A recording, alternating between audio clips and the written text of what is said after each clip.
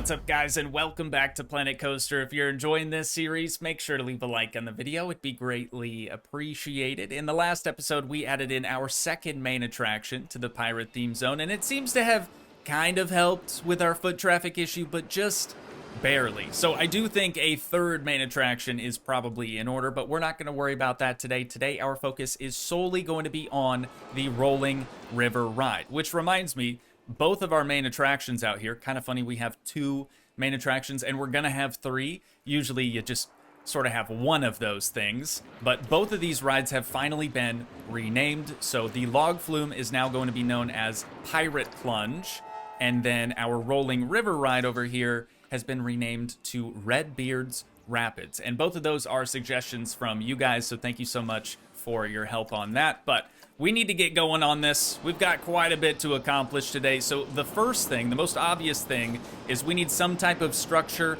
built upon the station for this ride. I'm thinking, since we've renamed it Redbeard's Rapids, I'm thinking we maybe construct Redbeard's house upon this station.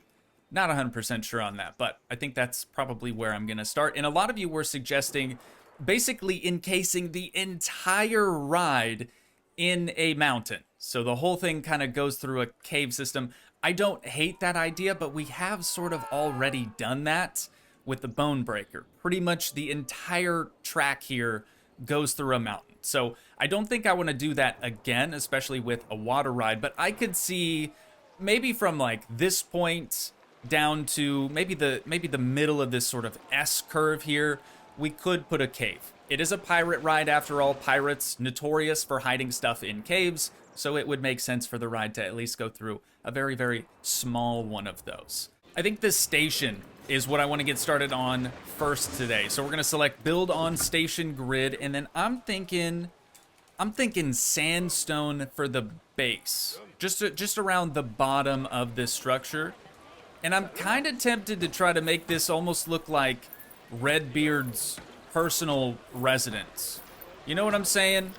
I mean, Redbeard, he might have been kind of bougie, you know? Maybe he would be the type of guy to have an entire ride just going through the center of his home. Maybe he's just nice like that. I mean, he's got pirate money, right? So that'll be our, wait, what's going on here? Is that, oh, that's vomit on the steps, dude. I thought something was clipping through the stairs from underneath. We've got to get a janitor out here ASAP. Hang on, let's just take care of this, dude. We can't be having this. Oh, and we should probably start some more marketing campaigns. I haven't mentioned this yet, I don't think. We have $34,000 in the back pocket, dude. The whole theme park, Toogii Land, is finally in the green. Like, we're finally making some serious buku bucks, and we have 1,600 guests in the park right meow. So what we did last time was family hour. I'm gonna leave this on auto renew because it only made us more money. We definitely didn't lose money, but I'm also going to start the other two TV ads, one of which I believe is adults, the other is teenagers, and then obviously the family hour is for family. So we will leave all three of those on auto renew, and we'll see how things go for us. Oh yeah, also the janitor situation. We've got one of those in the pirate area. I'm sure they're both resting at a staff building. Hey bud, Raymond. Hey, I can see ya. You gonna be done with your break sometime soon? The vendor came and went already. Captain Lockjaw's in there now too. Bud, I need you. There, okay, you know what? Raymond is out. Who is this? This is Rocky. And of course now Raymond is out of the staff resting facility. Okay, so this guy, Rocky, could you clean the vomit there, please? Thank you so much. Every single person that exits the ride, since it's in the middle of the dang staircase, is stepping in that. And that's pretty gross. But it's a good thing we have a handle on that now. Wait, $31,000 all of a sudden. Oh, but look at the amount of people coming in right now, dude, and they're all stepping in vomit. You're kidding. Where is it? Dude, I don't even see it. But maybe this guy will? Oh, and I can't even place him. I can't even place him down right there. Who vomits at the main entrance? Please clean that. Okay, good. I see some right here. Seems like it's taken care of. All right. Good deal. Where the heck was I? So we have our base structure complete now with the sandstone. I think what I want to do on top of that is kind of something similar to what we did with this building. So we have the base structure built out of sandstone, and then I believe this was just a lime plaster wall on the top. So let's just make a nice simple border around the whole thing with the plaster, and we'll see how that looks. So far, so good. I really like these rounded arches too. I gotta do something about this though. Let's edit this building quick. These pillars or pylons, whatever you want to call those have to go because they're clipping into our new plaster wall. And then I think that's railing. We can get rid of that. Get rid of the lantern there as well. I think I'll probably just ditch the lantern on this, but maybe keep the post. Because it almost looks structural. You know what I'm saying? That seems better. And then round the back. That looks pretty solid as well. Maybe with the sandstone, we should add a little slope right here. Yeah, that helps. That helps a lot. Now we're gonna need some type of roof here. I'm thinking we're gonna go with the wood roof that we were using on all of our other buildings. Let me go over and check though really quick. See where those actually line up. Like, is it inside? Oh, we actually made the second floor shorter. So it should be at the top of a 4-meter wall though, normally. But the second floor on those buildings is a little bit different. So I think this could work. I want to do a gable roof again. So this one is actually 3 wide.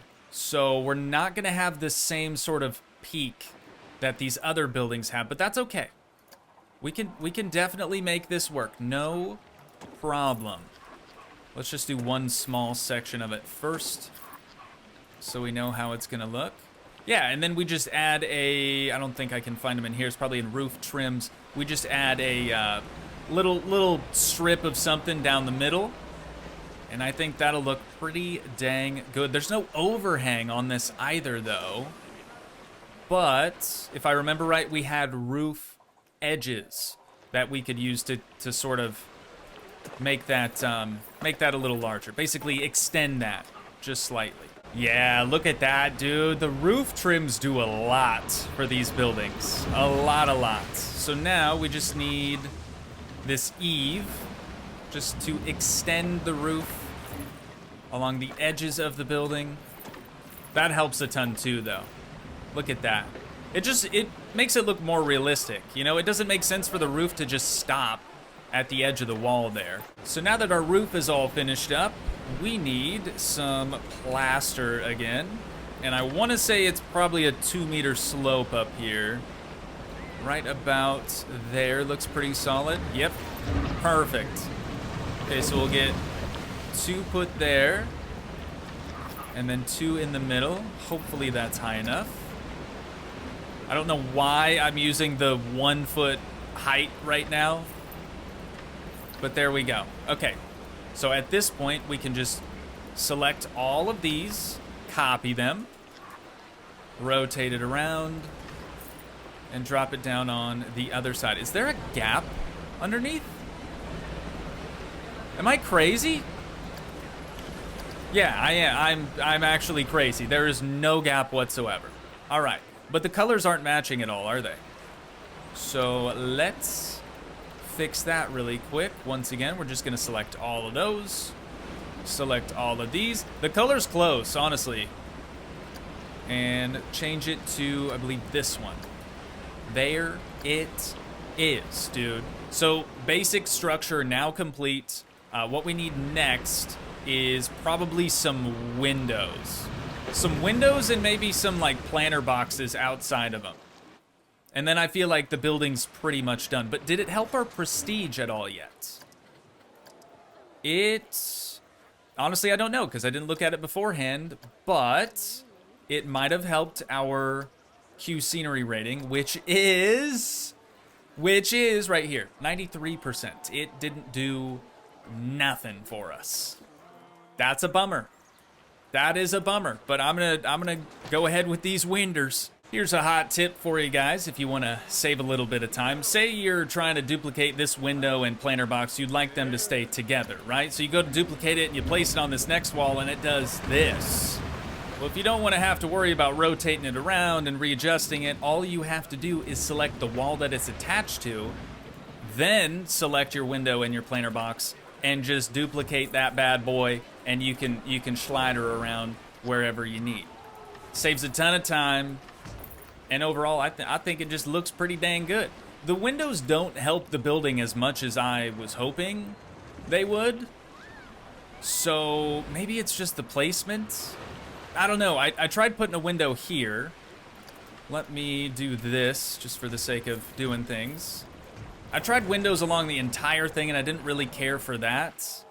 And then I tried also just doing them here and here and then a third on this side. So pretend these two right there aren't actually right there. You know what? Now we don't have to pretend. It still just kind of looks horrible. I'm not a big fan of that whatsoever. So I think we're just gonna stick with the two windows on either side. I feel like that's gonna look the best. But I wanna put something up here in the middle. So maybe we grab a little bit of frame droppage right there. Maybe we grab one of these and slide it on over here. Oh, but I'm gonna have to center it on my own, aren't I? Not a big deal. Not a big deal. I can do that. That's nice. That is nice. So we've got one on either side of the building there. I think we need some pillars or some columns kind of breaking up the plaster wall. It still looks a little plain. I'm thinking we need something like this sort of around the opening that the ride actually passes through. So I'm gonna rotate this around. We're gonna copy it or duplicate it to the opposite side. And then these, we just have to select. So I decided to bring them all the way down to the ground. We're just gonna select all of those, rotate them around, and drop them down right there. Wait, it's inverted though. Honestly, shouldn't have rotated it. It'll be fine just like this. There we go. I was like, something here ain't adding up. There we go. All right, just adds a little bit more texture to the building overall. I think that looks quite a bit better, but I do still want to add probably one more window, maybe right here, but since this is two separate panels, we're gonna have to center it manually, kind of like what we did for the small window up in the peak, but shouldn't be too terribly difficult for us. I mean, shoot, we've already done it once. This is kind of disorienting. Does that look centered? I like how I'm asking as if you guys can answer in real time. I realize this isn't to stream, which I totally meant to stream this whole procedure, but yo, this IRL kitchen remodel has been killing me. It's actually been ripping me a new one, but it's almost done. And then when it's officially all said and done, our recording and stream schedule will go back to normal.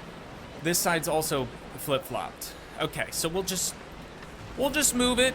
We'll just move it. Is this a weird thing to do on the inside?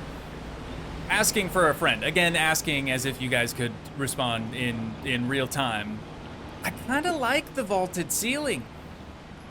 I mean, otherwise, if the whole thing were flat, I feel like it would seem too low.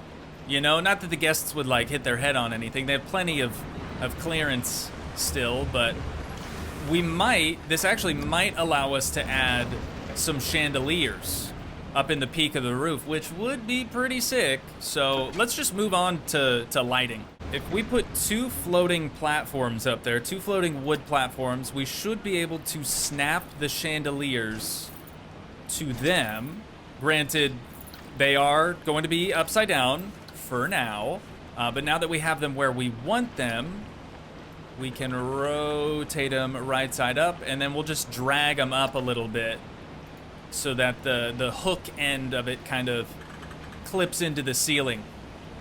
so it doesn't look so weird. I don't think these emit very much light though. Dude, another ride. That's 7 notifications in the span of like 5 minutes. Rocktopus, Insanity, Dust Devil. The good news is, even though our rides do still keep breaking down, we're absolutely crushing it financially. I gotta make sure that it doesn't clip through the top of the roof. There we go. That seems pretty solid. Okay, let's change our time, and we'll see how much light they actually emit. Yeah, it's not much, is it? But it does have a sort of good ambiance to it. I think we're gonna need other lights on the inside, though. So let's just use the same lanterns that we were using over yonder. We're just gonna grab that guy, we'll duplicate him. I figure I should probably bury some additional lights into the ceiling just a little bit, just until you can't see them. But they do emit the same light color, or close to it, as the other lanterns that we have in here. So it'll still look piratey. Definitely still looks piratey. But now we need to select these 6 lanterns and just raise them up a little bit. They're hanging a little too low. That is more like it. All right, so interior lighting complete. Looks pretty dang solid. Now we need to turn our attention to the exterior. And we're gonna do a pretty similar thing, I think. Let's grab this light. And then we could slap 2 down right there. Maybe a 3rd over here if we're feeling crazy. I think that'll work.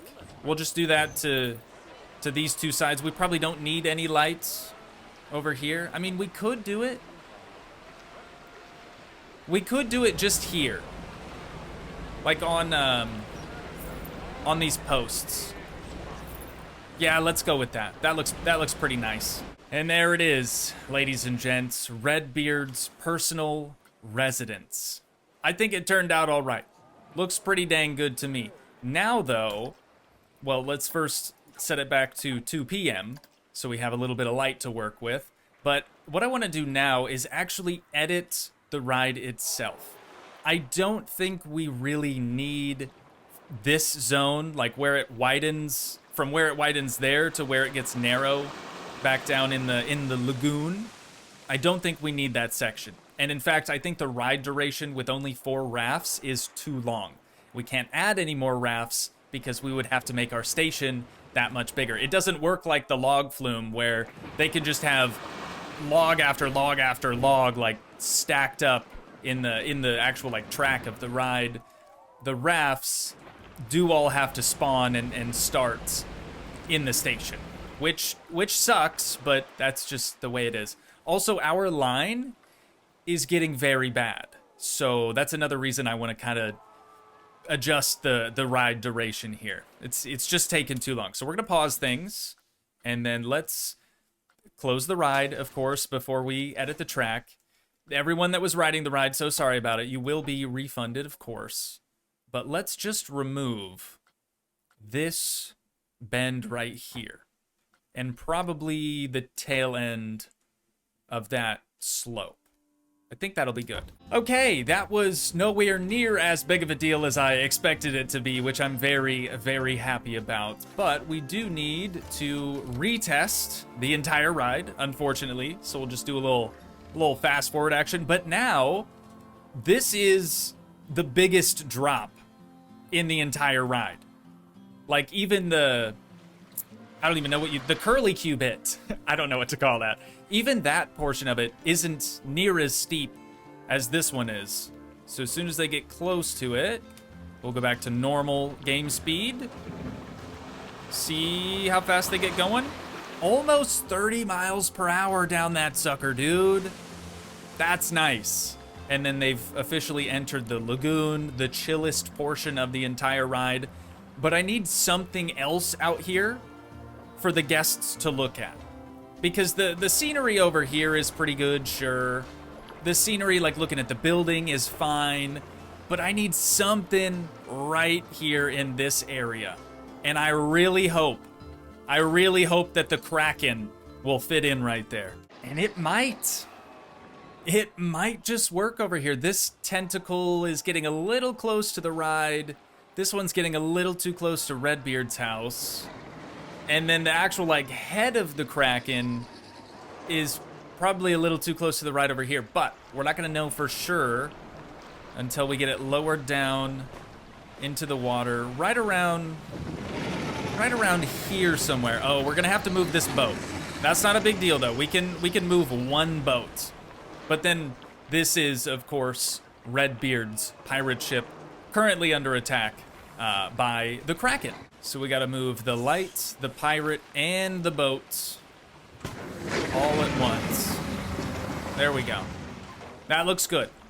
That looks good to me. But what would make this look even better still is if the boat, or rather the ship, and the Kraken were actually in the water. Because right now they're just chilling on the land, and it looks pretty bad. So into terrain, under sculpting, all I'm gonna do is flatten this little area to the foundation.